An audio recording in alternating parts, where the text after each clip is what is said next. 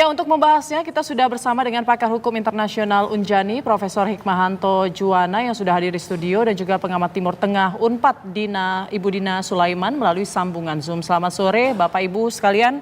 Saya mungkin langsung saja ke Prof Hikmah terlebih dahulu. Prof, kalau kita lihat kan kesepakatan ini kan secara tidak langsung ya karena melalui negosiator begitu. Nah, bisa dikatakan dalam hukum sendiri ini kan harus masih banyak ya prosesnya ya, karena mereka harus mengembalikan lagi surat kesepakatan tersebut ke Perdana Menteri begitu ya. Jadi masih panjang jalannya walaupun negosiator sudah sepakat begitu ya. Nah, ini secara hukum apakah memang sudah sah ini gencatan senjata akan dilakukan atau bagaimana? Jadi pertama adalah masing-masing pihak yang bertikai, dalam hal ini Israel dan Hamas, mereka akan mengirim negosiatornya. Lalu kemudian ada Amerika Serikat dan dari Qatar, mereka dan Mesir, mereka menjadi mediatornya. Jadi mereka berunding dulu. Nah, berunding, lalu kemudian menyepakati teksnya. Walaupun dalam perundingan itu bisa saja mereka bolak-balik dengan prinsipalnya, ya kayak begini mau nggak, kayak begitu nggak, karena mereka tidak diberi kewenangan secara bebas begitu. Nah, nanti kalau sudah sepakat, mereka lalu buat teksnya. Setelah buat di teksnya itu, kemudian masing-masing negosiator akan membawa teks perjanjian itu ke prinsipalnya. Dalam hal ini, kalau ke Israel, ke Perdana Menteri, Benyamin Netanyahu, kalau Hamas tentu pimpinan tertingginya di sana. Nah, yang kita dengar bahwa Perdana Menteri Netanyahu tidak akan sendirian dia mengambil keputusan. Tapi dia bilang bahwa kabinet yang akan mengambil keputusan. Jadi akan ada rapat kabinet itu hari ini, tentu karena ada jeda waktu dengan Indonesia, mungkin mereka baru mau mulai atau baru besok. Nah, kalau misalnya mereka sudah oke, setuju, dan kemudian dari pihak Hamas juga sudah setuju, maka disampaikan bahwa oke, kami setuju. Dan mulai gencatan senjatanya itu disepakati di situ, baru hari Minggu jam 00.00. Tapi sejauh ini Perdana Menteri Netanyahu kabarnya masih belum menerima ya soal kesepakatan ini? Belum. Karena sekarang ini di Israel sendiri kabinetnya bergolak. Karena ada menteri yang sangat kanan, sayap kanan itu, mereka mengatakan, tadi kan sudah Menteri Keamanan ya, yang mengatakan bahwa pokoknya kalau ini tanda tangani, saya keluar dari kabinet. Baik. Dan ini karena partai koalisi yang ada di pemerintahan Netanyahu ini, maka menteri-menteri itu akan lihat reaksi dari konstituennya, lihat reaksi dari masyarakatnya, apakah mendukung atau tidak mendukung. Kalau tidak mendukung, bisa saja mereka mengatakan enggak, kita nggak jadi. Kalau nggak jadi ya artinya ya gagal. Ya. Dan kalau gagal, Trump sudah menjanjikan tanggal 20 Januari, karena pada waktu pelantikan Trump itu tanggal 20 Januari, saya akan habisi katanya.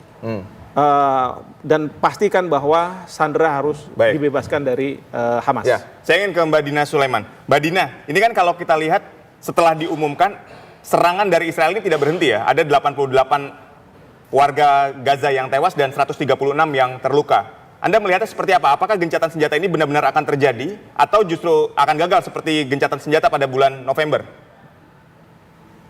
Ya, kalau melihat track recordnya Israel selama ini, baik terkait dengan Lebanon yang gencatan senjata 27 November 2024 kan terus-menerus ini ya dilanggar oleh Israel. Ada lebih dari 500 serangan yang dilakukan oleh Israel ke desa-desa dan kota-kota di Lebanon Selatan. Tapi juga terkait Palestina, selama ini juga kan Israel tuh sudah berkali-kali ya membombardir Gaza, misalnya di tahun 2014. Nah, itu juga dihentikan dengan gencatan senjata, tapi Israel masih terus saja melakukan serangan bom ke Gaza. Jadi saya sendiri pesimis ya bahwa Israel akan menaati isi perjanjian gencatan senjata yang dimediasi oleh Qatar ini. Apalagi kalau dari poin-poinnya yang saya dapatkan dari media-media Timur Tengah itu sangat menguntungkan Palestina sesuai dengan yang diinginkan oleh pihak Palestina selama ini. Misalnya dibukanya pintu Rafah, diizinkan masuk ini ya bantuan-bantuan kemanusiaan sampai 600 truk per hari. Kemudian juga ditarik mundurnya seluruh tentara Israel dari Gaza. Jadi kan ini memang sesuai yang diinginkan oleh pihak Palestina. Makanya kalau dari pihak Palestina itu baik Hamas, PIG, PFLP, dan faksi-faksi lainnya di Palestina, di Gaza itu menyatakan menyambut baik gencatan senjata ini. Nah, yang mengulur-ulur waktu kan malah pihak Israel ya, dengan misalnya masih belum juga melakukan sidang untuk menerima gencatan senjata ini, sidang kabinet. Nah, ini menunjukkan bahwa sepertinya tidak ada itikat baik dari pihak Israel ya, hanya menunda-nunda waktu karena memang tekanan internasional terhadap Israel sangat keras, juga apalagi Amerika Serikat juga sedang terjepit juga ya, Biden mau habis masa jabatannya dan Trump akan terpilih, sehingga buat Biden ini butuh legacy ya, butuh nama baik kalau dia meninggalkan kursi kepresidenan dalam kondisi seperti ini, tentu dia akan dicatat sebagai presiden yang gagal menciptakan perdamaian di Timur Tengah yang terlihat sangat lemah dan tunduk pada Israel. Oke, artinya bisa dikatakan ini gencatan senjata sementara atau bahkan tidak terwujud sama sekali ini ya Mbak Dina. Tapi kita pantau dulu lah Mbak Dina dan juga Prof. Hikmah, bagaimana kondisi di Gaza Palestina saat ini pasca pengumuman gencatan senjata antara Israel dengan Hamas. Dan kita sudah bergabung dengan relawan Mercy yang berada di Gaza, ada Marisa. Silahkan Marisa. Ya, baik. Terima kasih Mbak Putri. Ya, seperti yang kita ketahui bahwa kesepakatan gencatan senjata antara Israel dan penjajah Israel dan pejuang Palestina disampaikan telah terwujud pada hari Rabu kemarin tanggal 15 Januari.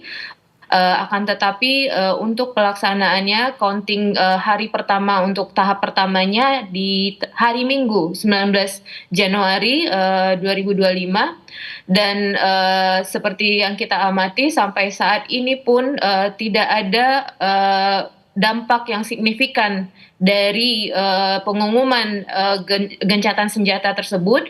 Memang pihak warga Gaza Palestina menyambut dengan antusias. Ini merupakan milestone yang baru setelah berkali-kali proses perundingan gencatan senjata ini selalu gagal karena pihak Israel yang sering mengubah kesepakatan yang telah disetujui sebelumnya. Akan tetapi warga Gaza juga mengetahui bahwa ini belumlah keputusan gencatan senjata yang sebenar-benarnya gencatan senjata. Jadi hingga saat ini warga Gaza masih menahan diri untuk tidak kembali ke rumahnya masing-masing, tetap bertahan di tendanya. Dan terkait penyerangan bisa saya bilang eskalasinya juga cukup meningkat, terutama di daerah Beit Lahia, Gaza Utara. Saya memantau setiap hari dengan staf medis yang masih ada di rumah sakit. Dari tadi malam, bahkan dari sebelumnya penyerangan bisa dibilang tidak berhenti. Yang sebelumnya yang diserang hanya lantai 3 saja, dan saat ini sudah pernah menyerang di lantai 1 di mana pasien dan tenaga medis stay di sana, berlindung di lantai 1. Nah, seperti yang disampaikan oleh Profesor dan Ibu Dina, memang potensi untuk sabotase ceasefire ini masih sangat besar. Pihak Israel, kabinet Netanyahu terutama telah menunjukkan bahwa di hari Kamis mereka menunda sidang kabinet untuk voting pertukaran hostage dan detail lainnya. Dan tapi masih ada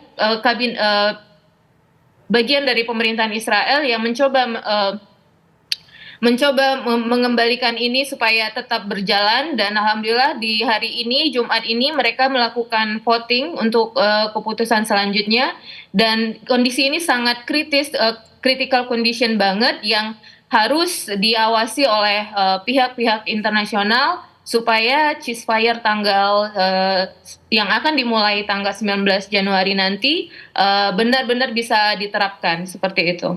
Baik, terima kasih Marisa. Artinya eskalasi serangan Israel tidak juga berkurang, bahkan cenderung meningkat, dan jumlah korban yang tewas juga banyak pasca pengumuman. Nanti kita masih akan terus mengupdate kondisinya bagaimana setelah tanggal 19 Januari ini, karena itu adalah tanggal yang disepakati merupakan fase pertama dari gencatan senjata ini. Sekali lagi terima kasih kepada Marisa. Nah, yang menarik, Prof, ketika kita berbicara Menteri Keamanan Nasional Israel Ben-Gvir ini kan juga kita lihat ya bahwa dia tidak setuju, bahkan menyerukan perang ini harus berlanjut.